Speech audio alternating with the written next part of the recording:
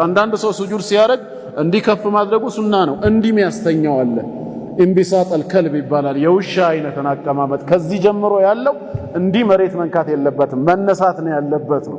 የሁለቱ ማለት ነው። ይሄ ዚራ እነዚህ መነሳት አለባቸው። ዘጠነኛ ጁሉሱል ሙሰሊ የሰጋጅ አቀማመጡ መቀመጡ ነው። አን ሪጅሊሂል ዩስራ በግራ እግሩ ላይ ይቀመጣል። መፍሩሸተን የተዘረጋ ሆኖ የተዘረጋ ሆኖ ወነስቡል ዩምና ቀኙን ደግሞ ያቆመዋል። ፊት ተሸሁዲል አወሊ በመጀመሪያው ተሸሁድ አተህያቱ በሚቀራበት ጊዜና ወበይነ ሰጅደተይ በሁለት ስጁዶች መሃል ረቢ እግፊርሊ በሚልበት ጊዜ በዛ መልክ ይቀመጣል። ሁለት እግሮች አሉ። ግራ ምን ይሆናል? ይነጠፋል መሬት ላይ። ቀኝ እንደቆመ ይደረጋል።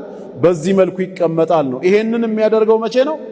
የመጀመሪያውን ተሸሁድ ቁጭ ብሎ አተህያቱ በሚቀራበት ጊዜና በሁለት ስጁዶች መሃል ረቢ እግፊርሊ ብሎ ዱዓ በሚያደርግበት ጊዜ ማለት ነው።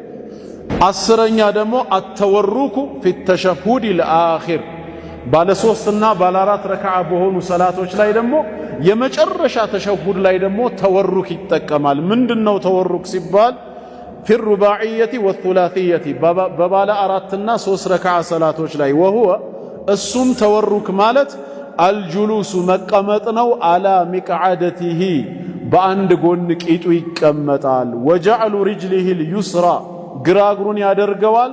ተሕተል ዩምና ከቀኙ ስር ያደርገዋል። ወነስቡል ዩምና ቀኙ ይቆማል። አሁንም ከመጀመሪያው አሁን ምንድነው የሚለየው? የግራ እግር ሁኔታ ብቻ ነው።